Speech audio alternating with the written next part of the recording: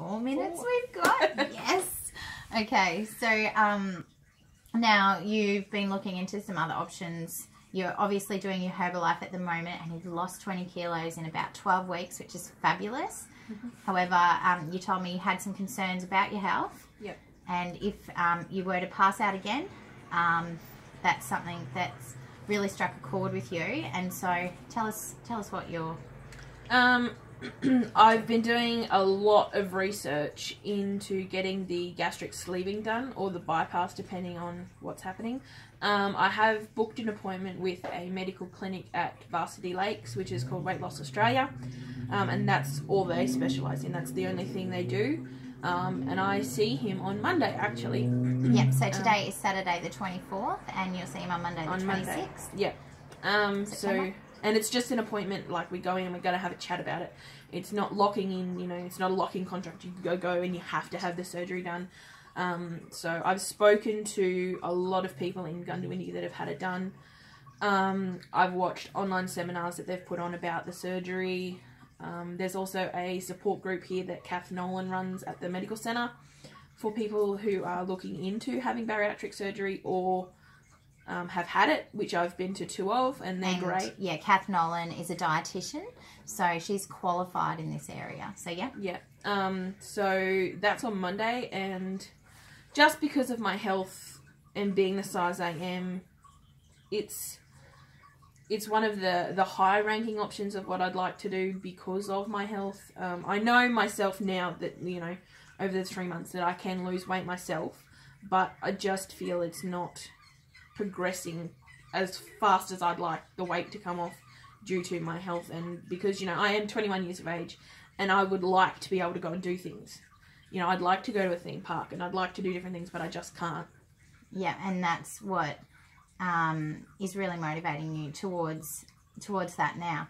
Do you have any, because you've done this now, and you've lost weight yourself, and the power that you feel in your ability and the pride that you have, do you have any concerns about getting the sleeve and how it's actually not, you know, something that you're doing yourself? It's not the power that it could cause other issues or make your habits become bad again. Do you have any concerns like that? There's always a concern with something like as drastic as chopping half your stomach out of your body. Yeah. But within myself, it's not, and a lot of people see it as a cheating, like it's a cheat. You're just cheating yourself out of what you can actually do yourself. But I don't think personally it's cheating. It's a huge commitment. It's a huge commitment. You go into surgery and you have half of your stomach removed for the rest of your life. Yeah. Like, there is no sideways cheating about that. You have to, you know, look at yourself and go, right, you're not allowed to drink half an hour before you eat. So you've got to look at your watch and go, right, well, lunch is at 12, so I can't drink from anything from 11:30. So your stomach's empty. So you can eat properly. So your whole life is considerably going to change. For the first year and a half, you've got to time yourself and do all that stuff properly. Yeah. And there's always the risk of stretching your stomach. So it's also knowing what you're doing. Like, you can't just go back and eat a quarter pounder because you're just going to go back to the way you were. You're never going to go back to the size your stomach is now, but you can stretch it. Okay.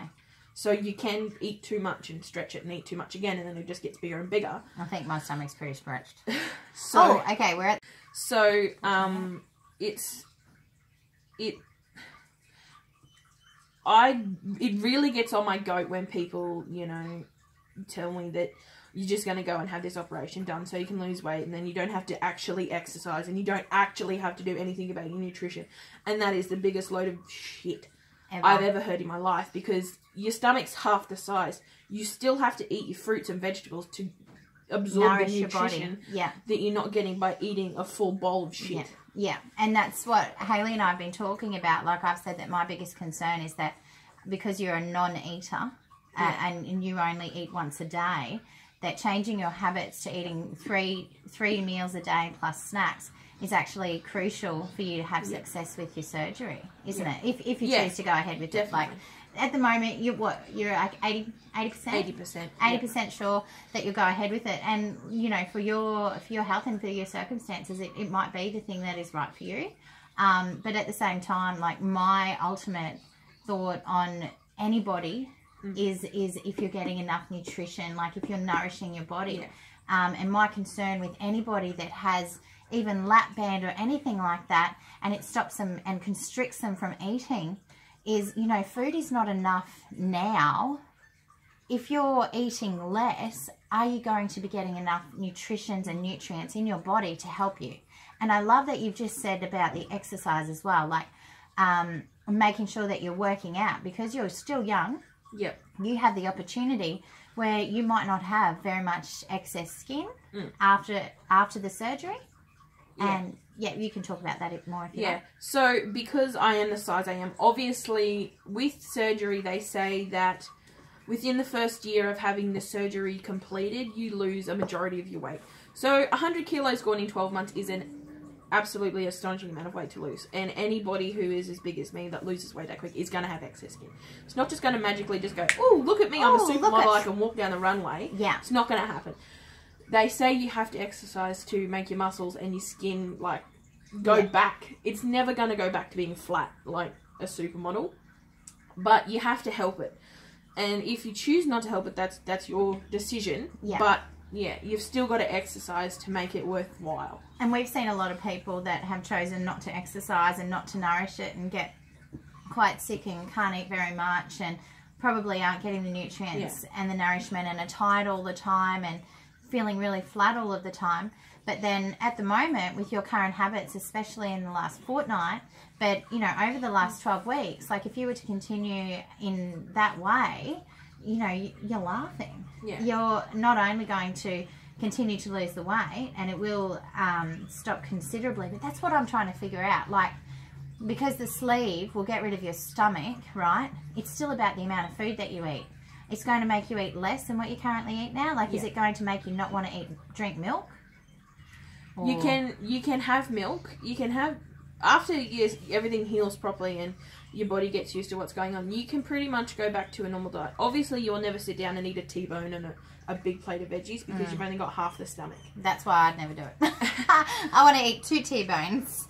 I love, like, buffets. That shit excites me. But that is a choice that I made. And everybody's choice is their own, isn't it? Oh, definitely. And I love that we're having this conversation, because the most important thing is that you're educating yourself before making this decision. And that's something I wanted to do. Like, you know, you see people and they're like, you know, look at me now, I've lost 80 kilos, but I had surgery. And you're like, well, I'm not being pushed into something that will make me lose weight, but I want to know everything behind it first. Like, I don't just want to go, right, well, it's going to make me skinny and I'm going to be better health-wise, and let's just go and have it done. Because it's a lot of money. Yep. For what you're having done. Like, you know, it's 80 grand out of pocket, plus my private health covers the rest. But for people who don't have private health, it's like 20 grand. That's a brand new car. That's a house deposit. Exactly. We just said, that's a house deposit. So yeah, it's a lot of money. And, you know, I'm 21 years of age. I don't have 20 grand sitting in the bank. I'm not sure I know any 21-year-old that has 20 grand sitting in the bank to go and do something like that. So I wanted to educate myself on every possibility and every avenue and do all the research so I know what's going to happen and I know what's needed to happen into the future if I choose to have it done. And so tell me, you've looked at lap band as well, and what's made you choose, because lap band's one that you can reverse and then you still keep your stomach and everything like that. What's made you choose, go more down, leaning more towards the gastric sleeve over the lap band? Probably because I can never go back. Like, I can never... And the thing is, with, like, emotional eating, I'll sit down and eat a tub of ice cream. So will I. And Tim Tams. Exactly. And I don't ever want to be able to go back to that. Yeah. Like, having it done, it's a prevention tool. Yeah. More than, like, a cure. Yeah. It's a tool to assist me for the rest of my life that I will never go back to being the size I am right now. Wow. Are you a little bit excited? Yeah. So, yeah. I'm excited to go and see. And when we go down there, to the clinic, there's a psychologist and a dietitian and a surgeon and a nurse, and they're your team. Yeah. You can Skype them whenever you want. You can call them whenever you want. It's what I wanted. I don't want to just... Okay, so we've had to just use another phone because I've used all my memory up. Talk much? Yeah, so what I wanted to focus on with having the clinic is the support. You know, you have a psychologist there, and he sort of talks to you about that. It's not like, you know, they're like, oh my God, you're going to have a psych evaluation. I'm not going into the army and I'm not going to, you know, have a weapon that I can kill somebody with. What? They don't give you a psych evaluation. They sit down and they explain that what you're doing is not just a massive physical change, it's mental. Like, you know, you're going to have to think about things for a while, and that you're changing your body in a drastic measure that's never going to be the same again. So they sort of sit down and explain everything to you, which I think is great. Yeah. So is there a big risk for having the surgery because of your size? Or not really. Because I've never been under anaesthetic before. Yeah. I've never had the talk. So that's what I want to go down and chat about, you know, because I'm so big. Do I have to lose weight prior? Because I know I've talked to some people who have had surgeries that are like, you know, you need to lose 20 kilos before you come back to me in 6 months before I put you under.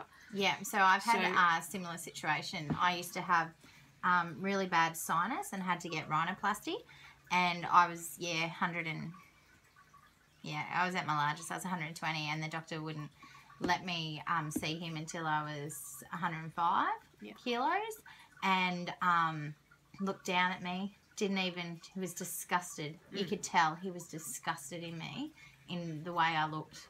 Yeah. And, you know, you're obviously a lazy person that does nothing because of because you're overweight. And I think, that is just such a misinterpretation. Like, you know, we're talking today how you barely eat, and you know, it's just because your body is holding on to the fat stores that, and an accumulation of that over years that gets you to where you are now. Yeah. And no one knows the journey that you're on. Like, I believe that you've just got to be kind always. Don't ever judge a book by its cover, like the buffet story that you bloody give me. Like, what the frick? And don't ever, like, just, how hard is it to be kind? Yeah. Like, calling you a hot air balloon. Like, how hard is it to be kind? Like, if you don't have something nice to say, don't say it. Don't say it. Like,